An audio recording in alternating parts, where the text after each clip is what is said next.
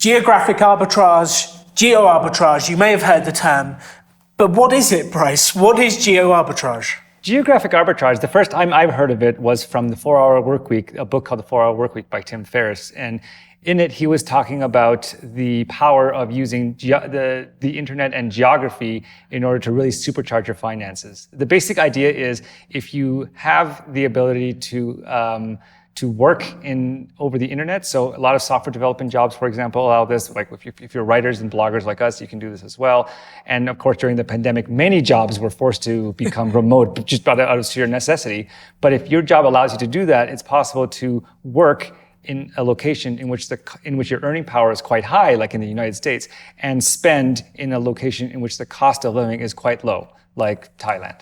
So you could earn in pounds or euros or dollars and then spend in Colombian pesos or Thai baht or other countries where it's much more economical. Like we were in Argentina very recently and the prices were unbelievable. Our pounds went a long way. Yeah, and Argentina is Argentinian pesos. They had to, like in Argentina, because inflation is so high, they had to pay for everything with like stacks of cash, like that big.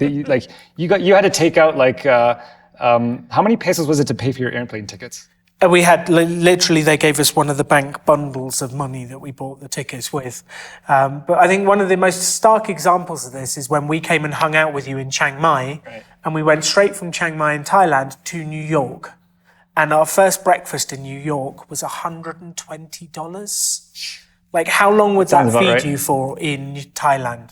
Probably a month actually, because in Thailand you can eat eat really well. There's so much street food out there that you can just get at all hours of the night, and a meal will be like 50, 60 baht, which would be about $2-3 US, or like about the same in pounds, and but that's the power of living in a place in which the currency and the cost of living is so much lower, because you can really, if you can do that, you can really bank the difference, because the power of their savings rate in trying to get to your financial independence target is the more you save, the faster it goes. And if you're able to earn in one country and one currency and spend in another, then your savings rate can jump from something that was very, very difficult, very low in a high-cost country, to all of a sudden you could be saving 70 to 80% of your income all in one go. Because it's difficult to save if you live in New York, or you live in the UK, you live in London, you live in LA, you live in these Toronto, you live in these expensive cities. It's actually really difficult to save. But as soon as you get out, so geo-arbitrage can even apply in your own country.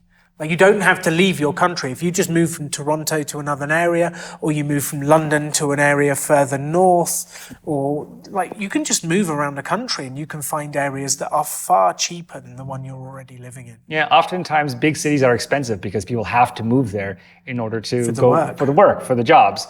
But if you are either, if you're retired and no longer need to work, you don't need to live in a big city. And again, if you can make your job remote, then you don't need to live in a big city either, and really kind of bank the difference. So that's really the power of geo-arbitrage and how it can help get you to financial independence. So earn in an expensive currency, spend in an inexpensive currency.